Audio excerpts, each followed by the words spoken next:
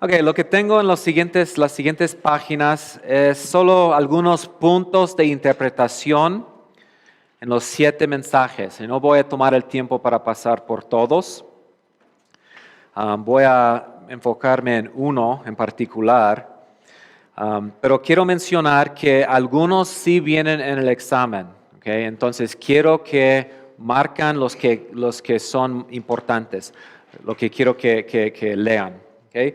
Número 1, la sinagoga de Satanás. Es posible que habrá una pregunta en el examen sobre qué es la sinagoga de Satanás, a qué se refiere.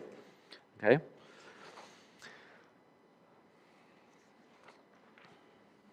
Número 1, número 8, que está en página 35. Entonces pueden poner una palomita ahí al lado de número 8. Ahí es donde Jesús dice, yo conozco tus obras, que ni eres frío ni caliente, ojalá que fueras frío o caliente. Y a veces la interpretación o la idea es, pues Dios prefiere que seamos espiritualmente fríos o calientes. Okay. O sea, es mejor ser frío que ser tímido. Pero el punto aquí es que en este caso, en la situación histórica, podemos ver que agua caliente es agua usable, buena, y agua fría es agua buena. Okay. Entonces, no es que Dios prefiere que sean carnales completamente o espirituales completamente y nadie en medio. No, el punto es, quiero que sean agua de provecho, agua que es bueno, o caliente o fría, es el punto. Entonces ahí tengo la explicación de eso. Número 9 también, favor de marcar eso. Es donde Jesús dice, estoy tocando la puerta, ¿okay? Yo estoy a la puerta y llamo. Si alguien oye mi voz y abre la puerta, entraré a él y cenaré con él y él conmigo. Muchas veces ese pasaje se usa para el evangelismo. No es un pasaje del evangelismo. ¿Okay? Jesús está hablando ¿a qué? A una iglesia. Entonces, ¿qué les está pidiendo? ¿Qué les está ofreciendo? Está ofreciéndoles comunión íntima con ellos. ¿Okay? Entonces, no se debe usar para el evangelismo ese pasaje. Entonces, esos 3 quiero que lean lo que tengo ahí, la descripción, para que estén listos para eso en el examen. Okay, número 7. Aquí quiero tomar unos minutos en número 7.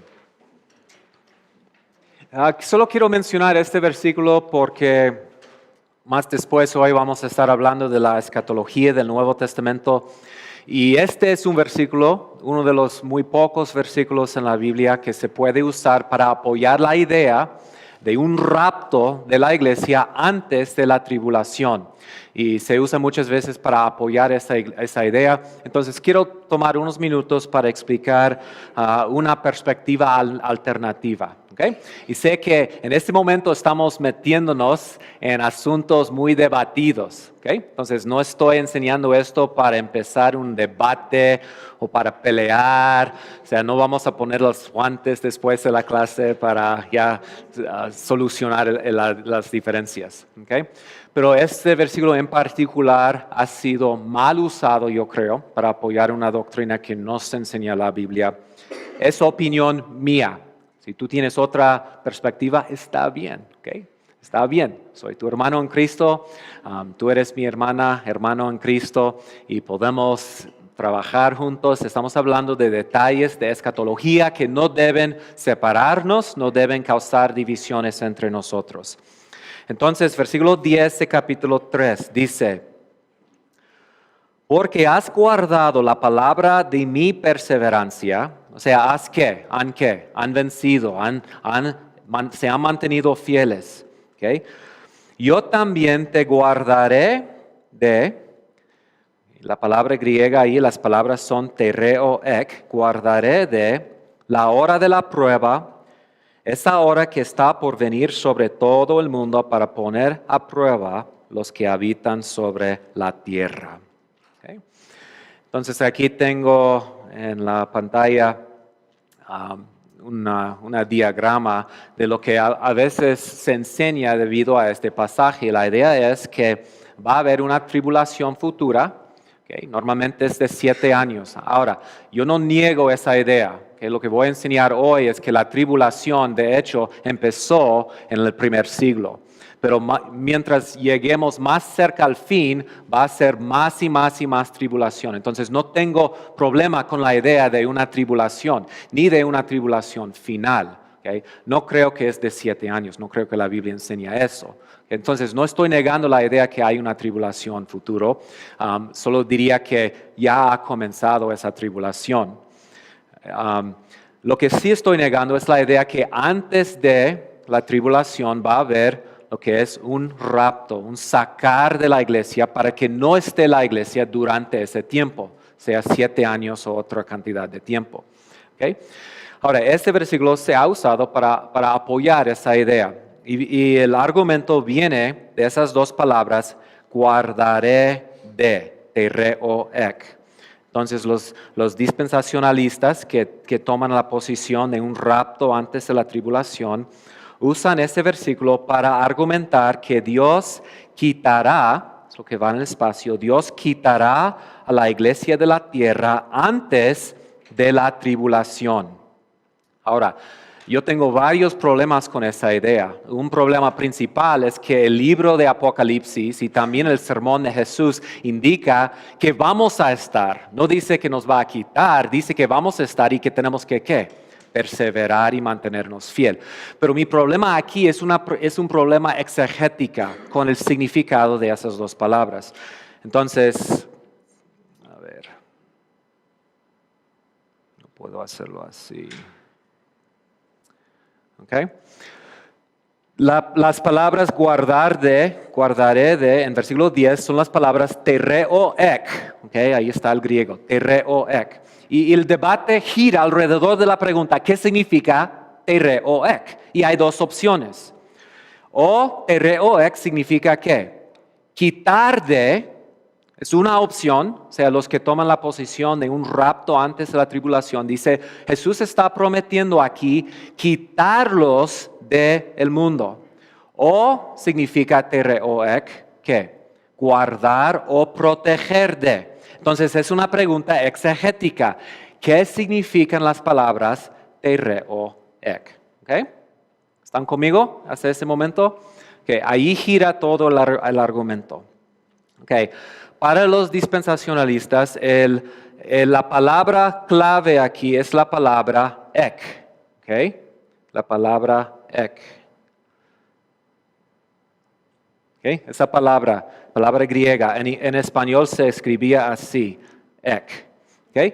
Es la palabra de, ¿okay? En inglés es la palabra from.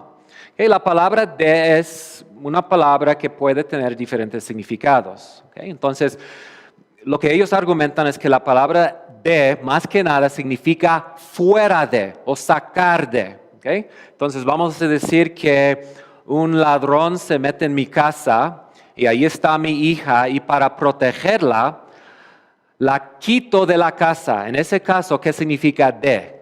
Pues fuera de, la idea de sacar. ¿Okay? Pero también puedo decir, cuando se metió el ladrón, la protege de el ladrón. En ese caso, ¿qué significa de? ¿Qué implica? O sea, no que la quité, sino que significa ¿qué?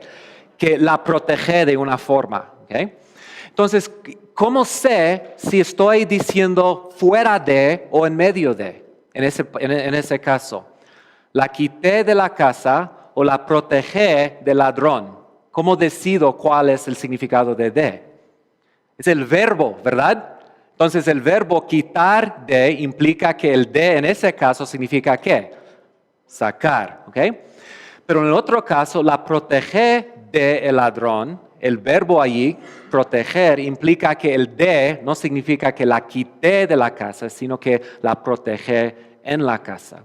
Y aquí es mi punto, que en este caso el verbo anterior muy claramente implica que la palabra de no es fuera de, sino en medio de. La palabra aquí es la palabra tereo. Okay, la palabra tereo. La palabra más importante es el verbo. El punto número 1, inciso B es respuesta. Es mi respuesta a ese argumento.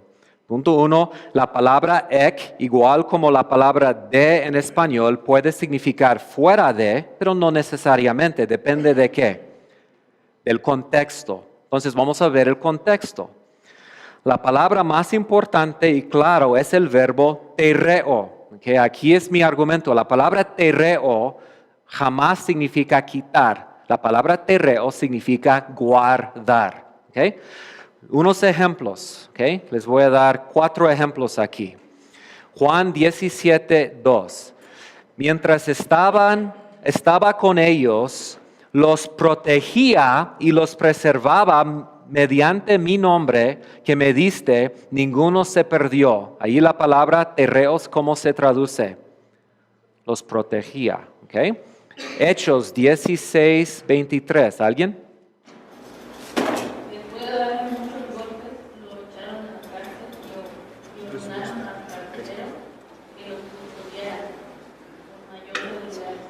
Okay. ¿Cómo se traduce tereo en ese caso? Okay. Guardar o custodiar. Okay. Efesios 4:3. ¿Alguien, por favor? Esfuércense por mantener la unidad del Espíritu mediante el vínculo de la paz. Okay. Ahí la idea, mantener es la palabra ¿qué? Proteger o guardar la unidad. Okay. Primera de Tesalonicenses 5:23. Que Dios mismo, el que da el Dios de paz, los santifique por completo y conserve, o sea, tereo, todo su ser, espíritu, alma y cuerpo, irreprochable para la venida de nuestro Señor Jesucristo. Es la idea de guardar. La gran mayoría de los casos del uso de tereo en el Nuevo Testamento, sí, escogí algunos, pero la gran mayoría son usados en contextos que dice guardar mi palabra. O sea, como unos 20 veces, tereo significa guardar mi palabra, obedecer mi palabra. Pero en ningún caso se puede usar para la idea de quitar. Ahora, un punto que quiero hacer aquí. Si Jesús, y aquí escuchan bien, si Jesús hubiera dicho, les voy a quitar del mundo, hay otra palabra griega que se hubiera usado y es la palabra airo. Airo, ¿ok? Esa palabra airo significa quitar, ¿ok? Quitar de. Ahora, vamos a ir a un pasaje, el único pasaje en la Biblia donde se usa tereoek, ¿ok? Apocalipsis 3:10 es un pasaje, el otro está en otro escrito de Juan, en el Evangelio de Juan, donde Juan usan juntos esas dos palabras, tereoek. ¿Okay? Antes de ir, ¿por qué haremos eso? ¿Okay? O sea, para encontrar otro pasaje donde se usa tereoek, ¿con qué pregunta? En ese caso, ¿qué significa tereoek? O sea, nos puede ayudar a ver cómo Juan, el mismo autor, usó tereoek en otro contexto. Entonces vamos a Juan 17:15. ¿Okay?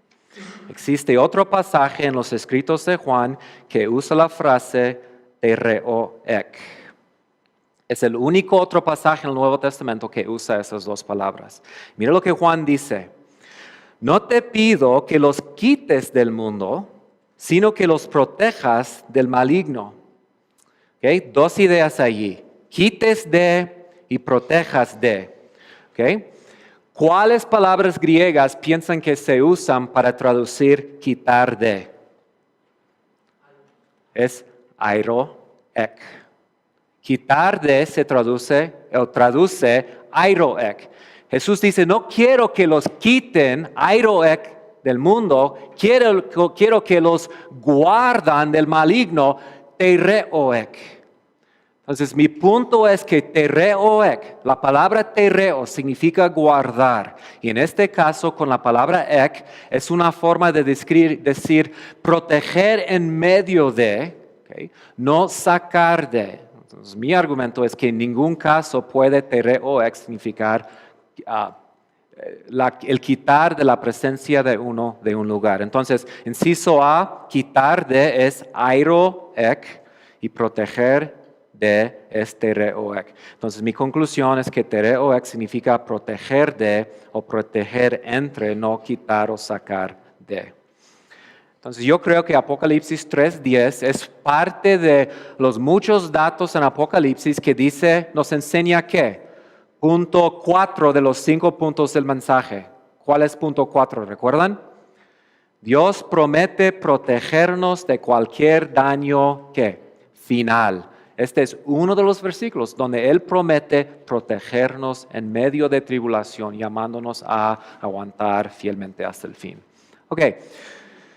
Entonces, lo que he dicho aquí, hermanos, no cierre la discusión, o sea, otros pasajes que debemos considerar. Mi punto no es decir, ¿pueden ver? No existe un rapto pretribulacional. No, mi punto es, este versículo no apoya esa posición. De hecho, esta posición, este pasaje parece que apoya una idea de protección del pueblo de Dios en medio de la tribulación. ¿Ok? Así lo veo. Bien. Preguntas, comentarios. ¿Alguien me quiere tirar algo?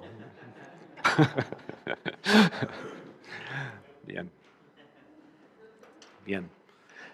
Yo nací, siempre asistía yo a iglesias dispensacionalistas y de hecho fui a una universidad cristiana donde cuando tomé escatología al nivel doctorado, fue la primera clase de escatología completa que había tomado. Y cuando entré en la clase, yo tomaba esta posición. O sea, yo suponía que la posición dispensacionalista. Y al principio de la clase, mi profesor nos dijo, el primer día de clase, quiero que sepan que yo vengo con unas presuposiciones. Yo creo que hay un rapto antes de la tribulación, yo creo en el premilenialismo. Entonces él dijo, yo les voy a enseñar esa posición. Y yo me quedé muy contento porque es lo que yo pensaba que creía, aunque nunca había estudiado esas cosas. Y en el transcurso de esa clase cambié mi escatología completamente.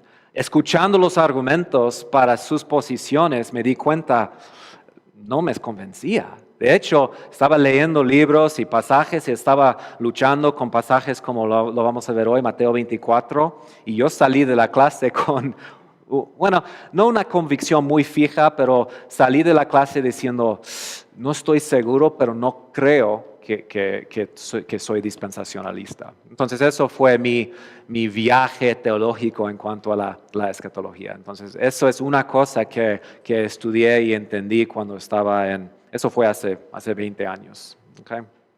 No, hace 16 años. 16 años. Ok, si no hay preguntas, que no regresen a sus casas y llamen a sus pastores y digan, es que están enseñándonos herejía aquí, hermano, contra lo que tú nos has enseñado. No, hermanos, está bien. O sea, yo respeto. La verdad es que si fuera Lacey una escuela que tomara una posición muy fija, yo no hubiera enseñado eso. O sea, cuando yo voy a una escuela, a una iglesia donde sé que tienen una posición muy firme, lo que yo haría es enseñaría las dos opciones y diría, ustedes decidan. ¿Okay? En este caso, yo entiendo que Lacey está más abierto, que hay diferencias aún entre la facultad. Y en este caso me siento más libertad para argumentar una posición.